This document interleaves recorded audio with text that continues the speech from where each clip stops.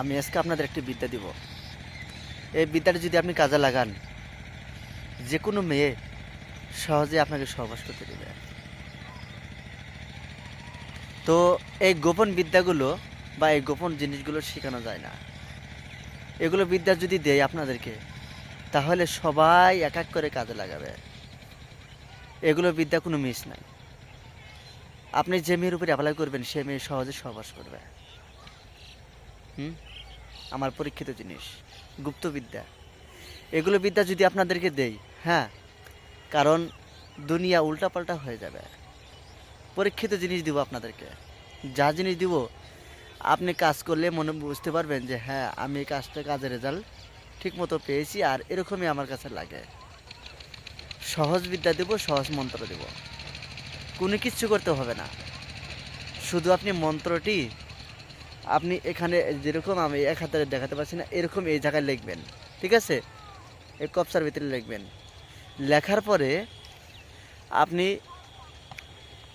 সে মেয়ের সামনে যাবেন। লেখার পরে এই মন্ত্রটা লেখার পরে সে মেয়ের সামনে যাবেন।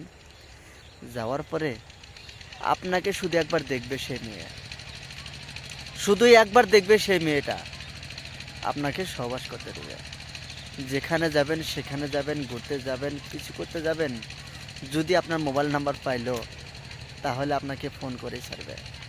আর যদি না পায়, তাহলে যে কোনো লোক থেকে উদ্ধার করবে। তা যদি না হয়, আপনার সঙ্গে যে প্রকার হোক যোগাযোগ করবে।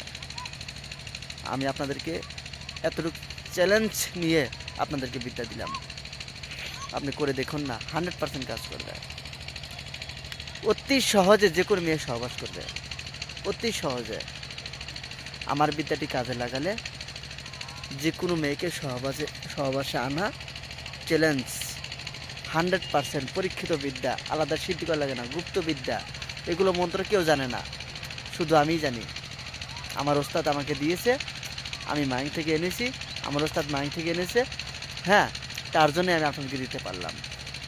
তো কথা হলো এইটাই, আপনি শুধু ভালো কাজে লাগাবেন, খারাপ কাজে লাগাবেন না, কারণ এটা তো খারাপ। আপনি ভালো কোথায় পাবেন? সবাই কিন্তু বলে যে আমি কাজে লাগাইছি। দাদা ভাই, কাজে তো লাগান ঠিকই, আগে যে বিদ্যা যার কাছে থেকে নিছেন, তাকে কি আপনি শ্রদ্ধা জানাইছেন? তার কাছে কি আপনি অনুমতি নিছেন? তাকে কি আপনি জানাইছেন? আপনি আমার জিনিস আপনি চুরি করে নিলেন, বা আপনি কয়ে নিলেন, বা আপনি ভিডিও দেখছেন, তাতে কি আপনার হয়ে গেছে? আপনি কি এত সহজে ভিডিও কাজ করতে চান? আপনার মনে একটু থাকা দরকার যে এটা তো আমার নয়, এটা অন্য কারো। তার কাছ থেকে একটু অনুমতি নিয়ে তারপর কাজ শুরু করে দেবো। তো যাই হোক, আগে মন্ত্রটি দেখে নিন।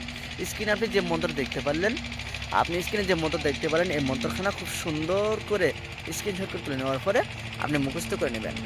মুখস্থ এমন করবেন হয়তো ঠোঁটস্থ জানি হয়ে যায়।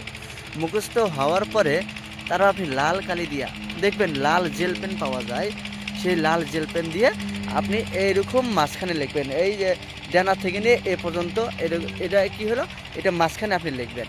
লেখার পরে আপনি চলে যাবেন সেই মেয়ের কাছে। তারপরে দেখুন কাজের রেজাল্ট।